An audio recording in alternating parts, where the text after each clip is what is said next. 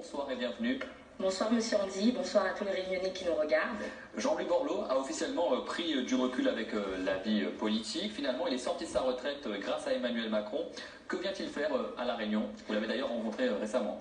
Effectivement, j'ai eu l'opportunité de le rencontrer récemment. Il s'agit d'une démarche qu'on a souhaité porter. C'était se mobiliser, nous les élus locaux, les acteurs associatifs, dans le cadre donc, du mouvement Bleu Blanc Zèbre, pour qu'au moment où au niveau national, il y a une mobilisation pour les quartiers populaires, et il y a une mission qui est confiée à Jean-Louis Borloo, qui est donc l'ancien ministre de la Ville, c'est quand même le père de la rénovation urbaine, et c'est grâce à lui qu'on a pu avoir ici à La Réunion des quartiers comme la Ravine Blanche, comme la Cressonnière, qui ont pu être rénovés. Donc on a souhaité faire appel à son expertise et faire en sorte qu'il puisse avoir à La Réunion également une étape des états généraux de la politique de la ville.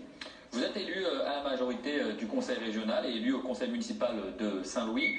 Ce mouvement Bleu Blanc Zèbre, dont vous êtes la référente locale, quelle est sa différence avec un parti politique?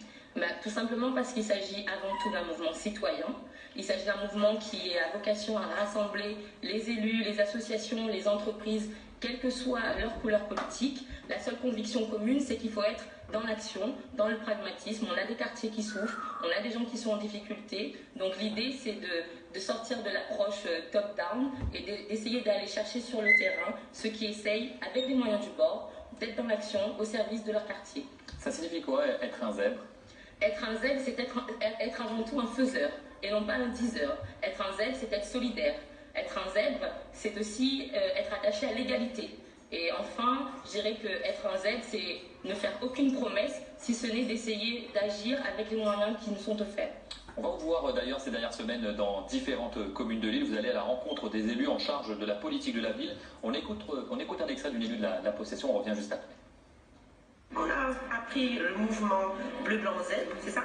Donc moi je ne connaissais pas actuellement ce mouvement-là, quand je suis élue récemment sur la politique de la ville à la mairie de la possession. Et du coup c'est un mouvement très intéressant et il faudrait, c'est le moment déjà de profiter de cet échange, de continuer et de faire valoir nos actions auprès de l'État, nos difficultés, ce qui fonctionne, ce qui ne fonctionne pas, et puis faire prendre conscience à l'État que voilà, on a besoin de plus de moyens et qu'au-delà de nos partis politiques, mouvements politiques, on est là pour travailler pour la population des habitants et notre île, et voir plus quoi. Comment réagissent ces élus que vous rencontrez? Est-ce qu'ils vous prennent au sérieux votre message?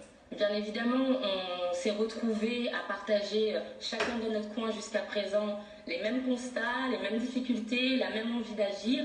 Et on s'est dit une chose, c'est que la politique de la ville, vraiment, elle n'a pas de couleur politique. Les quartiers sont tellement en difficulté que peu importe nos étiquettes, on a intérêt à se regrouper en réseau, comme on est en train de le faire actuellement, à essayer bien sûr de partager nos difficultés, mais aussi de mettre en valeur nos réussites. Et quand nos initiatives réussissent, il serait bon que par exemple, ce que font les élus, on vient de voir les élus de la possession, et bien qu'on puisse les s'aimer à Saint-Louis, et inversement, avec Saint-Benoît, avec aussi Saint-Pierre, donc être dans un partage de solutions communes. Que peut apporter Jean-Louis Borloo à La Réunion? Dans quel secteur est-il urgent d'agir selon vous? Eh bien, il y a urgence à agir dans différents secteurs, puisque aujourd'hui, la politique de la ville, alors qu'elle aurait dû être une cerise sur le gâteau, elle se retrouve à être la base, le socle de tous les moyens d'action qu'on a au niveau communal pour les quartiers populaires. Donc il y a urgence à renverser cet état d'esprit-là, à faire en sorte que les actions soient mieux coordonnées pour ce qu'on appelle le droit commun, que ce soit en direct dans le cadre de la politique éducative, le soutien à la parentalité, la présence sociale de proximité, le numérique qui est une véritable fracture, mais aussi on a aussi besoin de son expertise pour quelle levée d'action pour nos associations qui aujourd'hui ont un foisonnement d'idées, mais qui au final ont un déficit de moyens. Vous connaissez la crise des contrats aidés, la crise des subventions publiques. Donc on a vraiment besoin de toute l'expertise dont il a fait preuve lorsqu'il était ministre pour qu'on puisse nous aussi nous nourrir de son éclairage et inversement, on a aussi des propositions à lui soumettre. Il peut aussi s'inspirer d'atouts qu'il y a à La Réunion.